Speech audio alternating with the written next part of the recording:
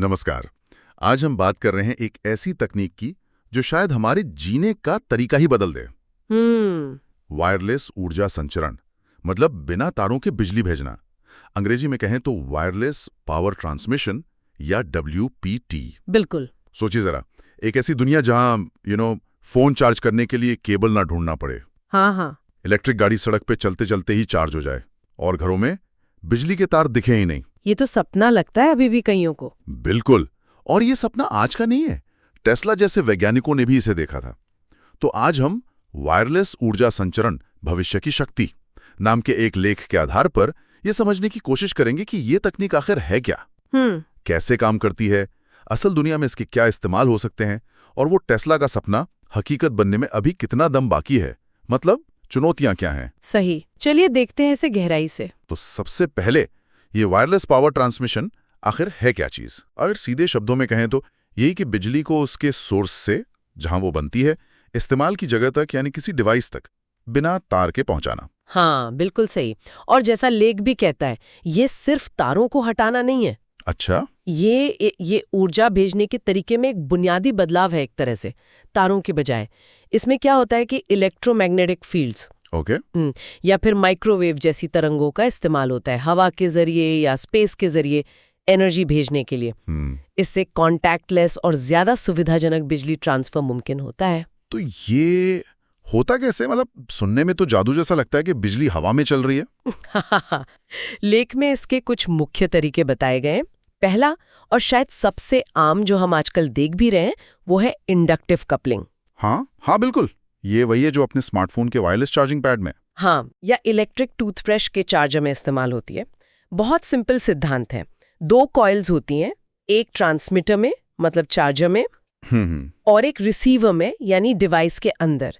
तो जब transmitter coil से बिजली गुजरती है वो एक मैग्नेटिक फील्ड बनाती है। राइट। और अगर रिसीवर कॉइल काफी पास हो, मतलब बिल्कुल सटी भी हो लगभग, तो ये मैग्नेटिक फील्ड उसमें बिजली इंड्यूस कर देती है, पैदा कर देती है। ओके, लेकिन इसकी एक लिमिट है ना, दूरी की। हाँ बिल्कुल, ये बहुत कम दूरी पे ही काम करता है, कुछ सेंटीमीटर तक ही। तो ये फोन चार्ज करने के लिए तो ठीक है, पर मान लीजिए कमरे के दूसरे कोने में लैंप रखा है, उसे तो नहीं चला सकते इससे? नहीं, बिल्कुल नहीं।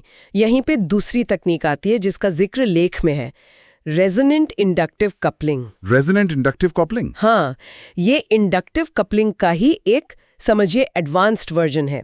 ये थोड़ी ज्यादा दूरी, कुछ मीटर तक भी, और ज्यादा एफिशिएंसी से बिजली भेज सकता है। रेजोनेंट, इसका क्या मतलब हुआ यहाँ पे? रेजोनेंस मतलब जैसे हम झूले को सही टाइम पर धक्का देते हैं तो वो और ऊंचा जाता है ना। हाँ। बस कुछ वैसा ही। यहाँ ट्रांसमीटर और रिसीवर कॉइल्स को एक खास फ्रीक्वेंसी पर रेजोनेंट होने के लिए ट्यून किया जाता है, मतलब उनकी नेचुरल वाइब्रेशन फ्रीक्वेंसी मैच की जाती है। अच्छा। इससे क्या होता है कि एनर्जी का ट्रांसफर बहुत इफिशिएंटली होता है, कम नुकसान के साथ, और थोड़ी ज्यादा दूरी तक हो पाता है। तो ये ईवीज के लिए बेहतर है? हाँ, लेख यही बताता है कि इलेक्ट्रिक वाहन चार्जिंग के लिए इसमें काफी पोटेंशियल है। सोचिए, गाड़ी पार्किंग में खड़ी है और बिना तार लगाए ही चार्ज हो रही है। ये तो कमाल है। पर लेके भी कहता है शायद कि ये रेजोनेंस बनाए रखना, मतलब दोनों कॉइल्स को सिंक में रखना, वो शायद थोड़ा मुश्किल है असल दुनिया में। दूरी बढ़ने पर या बीच में कोई रुकावट आ जाए तो। हाँ, ये इसकी एक तकनीकी चुनौती है। इस पर काम चल रहा है कि इसे और रोबस्ट कैसे बनाया जाए। ओके, तो ये हो गई कम और मीडियम दूरी की बात। अब अगर हमें और भी ज्यादा दूर, मान लीजिए किलोमीटरों तक बिजली भेजनी हो, उसके लिए लेख में 2 और तकनीकों का जिक्र है। पहली है माइक्रोवेव पावर ट्रांसमिशन। हाँ, माइक्रोवेव, ये तो वही जैसे ओवन वाली, ये सेफ है? देखिए, सिद्धांत तो वेव्स का है, लेकिन इस्तेमाल बिल्कुल अलग है। इसमें बिजली को पहले माइक्रोवेव तरंगों में बदला जाता है। ओके। फिर एक एंटीना से एक खास दिशा में रिसीवर तक बीम किया जाता है। और जहां तक सुरक्षा की बात है, हाँ, ये बहुत जरूरी पॉइंट है। लेख भी क्लियर करता है कि इसके लिए बहुत सख्त सुरक्षा नियम और स्टैंडर्ड बनाने होंगे ताकि इंसानों या पर्यावरण को कोई नुकसान ना हो। इसका सबसे, कह सकते हैं, महत्वाकांक्षी इस्तेमाल जो लेख में बताया गया है वो है स्पेस बेस्ड सोलर पावर। अंतरिक्ष से बिजली, मतलब स्पेस से। ये तो बिल्कुल साइंस फिक्शन जैसा लग रहा है ना, रोमांचक। कल्पना कीजिए, स्पेस में बड़े बड़े सोलर पैनल लगाए जाएं, जहां हमेशा धूप रहती है। एग्जैक्टली। जहां न रात है न मौसम का असर, वहां सूरज की एनर्जी जमा की जाए और फिर उसे माइक्रोवेव बीम के जरिए धरती पर पावर स्टेशंस तक भेजा जाए। वाह। लेख के अनुसार इसकी क्षमता इतनी हो सकती है कि ये 24/7 शहरों को बिजली दे सके। लेकिन हाँ, बीम को एकदम सटीक रखना, एनर्जी लॉस कम करना, ये बहुत बड़ी चुनौतियां हैं, पर रिसर्च जारी है। ये तो सच में ऊर्जा की समस्या का एक क्रांतिकारी हल हो सकता है अगर ये हो पाया तो। बिल्कुल। और चौथी तकनीक है लेजर पावर ट्रांसमिशन। इसमें लेजर बीम से बिजली भेजते हैं। हाँ, लेजर बीम बहुत फोकस्ड होती है ना, तो इसे लंबी दूरी तक बिना ज्यादा फैले भेजा जा सकता है। लेख बताता है कि इसे खास तौर पर उन एप्लीकेशंस के लिए देखा जा रहा है जहां एकदम सटीक पावर डिलीवरी चाहिए, जैसे कोई ड्रोन उड़ रहा है, उसे हवा में ही चार्ज करना हो, या कोई बहुत दूर सेंसर लगाए, उसे पावर देना हो, या स्पेस में सैटेलाइट्स को एनर्जी भेजनी हो। ओके, तो ये 4 मुख्य तरीके हो गए, इंडक्टिव, रेजोनेंट, माइक्रोवेव और लेजर।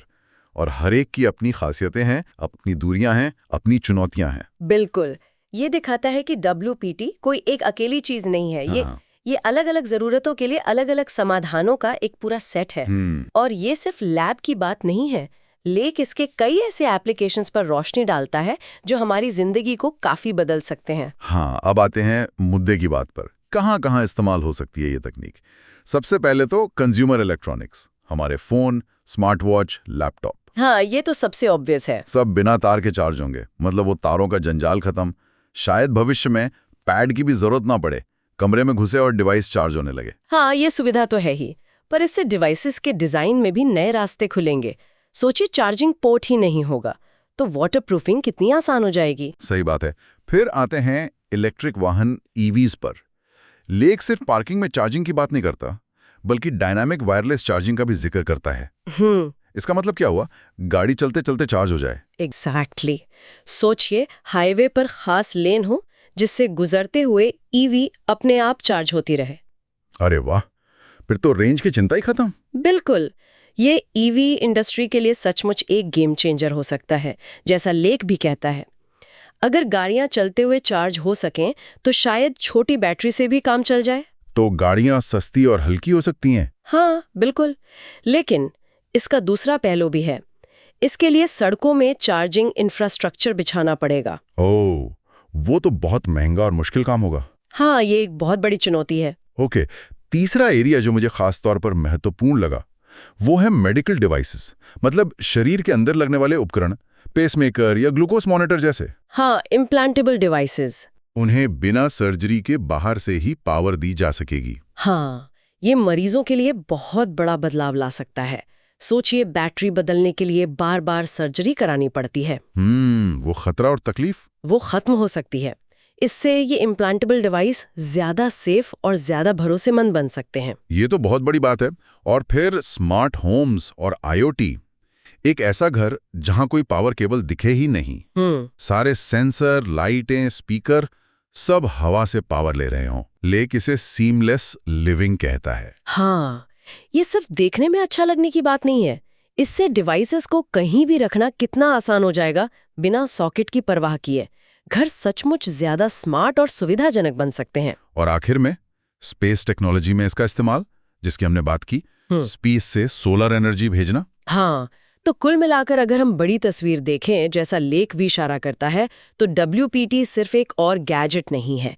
ये हमारे एनर्जी इंफ्रास्ट्रक्चर को, ट्रांसपोर्टेशन को, हेल्थ केयर को, यहाँ तक कि हमारे घरों के डिजाइन को भी फंडामेंटली बदल सकता है। ये तो हुई संभावनाओं की बात। अब आते हैं फायदों पर। तारों से बेहतर क्यों है ये? लेख में कुछ लाभ बताए गए हैं। पहला और सबसे सीधा, सुविधा। हाँ, कन्वीनियंस। तार जोड़ने निकालने का झंझट खत्म। बिल्कुल। दूसरा, सुरक्षा। खुले तार या खराब पोर्ट से शॉक लगने या आग लगने का खतरा कम। हाँ, खासकर पानी या नमी वाली जगहों पर ये ज्यादा सेफ हो सकता है क्योंकि फिजिकल कांटेक्ट नहीं है। तीसरा है ड्यूरेबिलिटी, मतलब मजबूती। चार्जिंग पोर्ट और केबल अक्सर टूटते हैं, घिसते हैं। हाँ, ये बहुत कॉमन प्रॉब्लम है। वायरलेस होने से ये समस्या खत्म, उपकरण ज्यादा चल सकते हैं। सही बात है, खासकर छोटे कनेक्टर्स के लिए। चौथा फायदा, जिस पर लेख खास जोर देता है, वो है सस्टेनेबिलिटी, मतलब पर्यावरण के लिए बेहतर होना। ये थोड़ा अजीब लगता है सुनने में, वायरलेस पावर सस्टेनेबल कैसे? नहीं, ये बहुत महत्वपूर्ण पॉइंट है एक्चुअली। लेख बताता है कि WPT जो रिन्यूएबल एनर्जी सोर्सेज है ना, जैसे सोलर, विंड। हाँ, उन्हें ज्यादा कुशलता से ग्रिड से जोड़ने में मदद कर सकता है। सोचिए किसी दूरदराज इलाके में सोलर फार्म लगा है। वहां से बिजली को बिना महंगी और लंबी तारें बिछाए आसपास के गांवों तक पहुंचाया जा सके। अच्छा। या घरों की छतों पर जो सोलर पैनल लगे हैं, उनकी एनर्जी आसानी से पड़ोसियों के साथ शेयर की जा सके। इससे एनर्जी का डिस्ट्रीब्यूशन ज्यादा फ्लेक्सिबल और लोकल हो सकता है। तो ग्रिड पर लोड कम होगा और रिन्यूएबल एनर्जी का बेहतर इस्तेमाल होगा। एग्जैक्टली। ग्रिड स्मार्ट बनेगा, ज्यादा लचीला बनेगा। ओके, ये तो इंटरेस्टिंग है। और पांचवा फायदा? मोबिलिटी। हाँ। गतिशीलता। जैसे हमने चलती ईवीज या ड्रोन्स की चार्जिंग की बात की, ये उन डिवाइसेस को लगातार पावर दे सकता है जो हमेशा मूव करते रहते हैं। रोबोटिक्स में, ऑटोमेशन में, ट्रांसपोर्टेशन में ये नई संभावनाएं खोलेगा। तो फायदे तो साफ दिख रहे हैं। सुविधा, सुरक्षा, ड्यूरेबिलिटी, सस्टेनेबिलिटी, मोबिलिटी। लेकिन अगर ये इतना ही अच्छा है तो अब तक हर जगह क्यों नहीं है? मतलब कुछ चुनौतियां भी होंगी? हाँ, बिल्कुल है, और लेख उनका भी जिक्र करता है।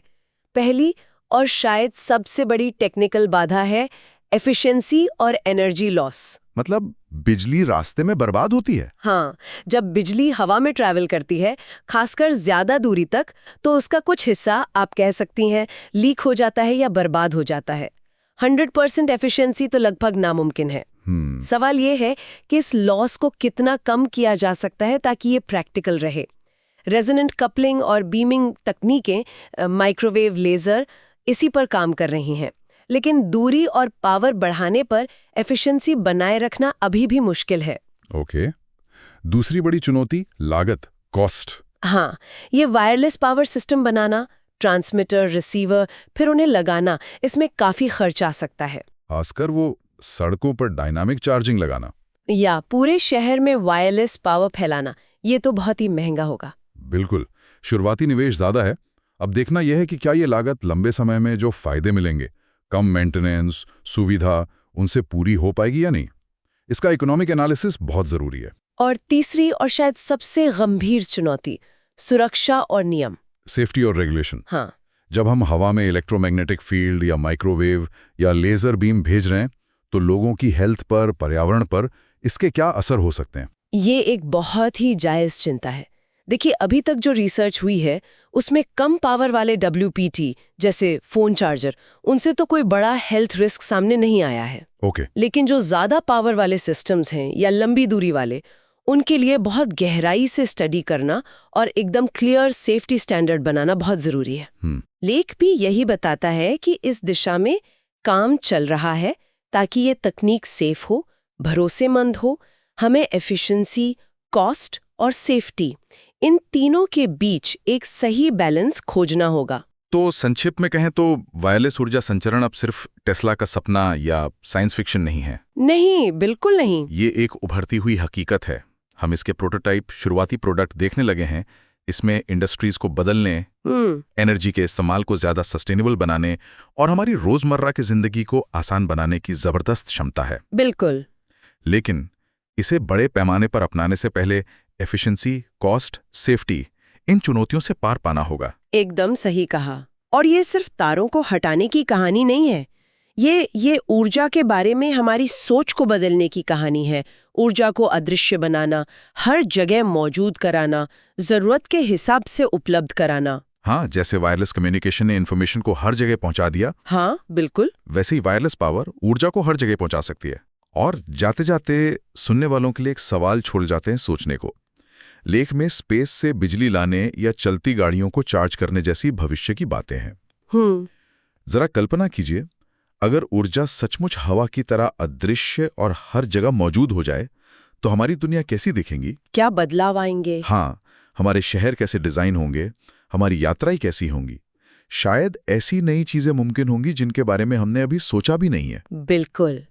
इस तकनीक के पूरी तरह साकार होने पर दुनिया का नजारा क्या होगा, यह सोचना वाकई रोमांचक है।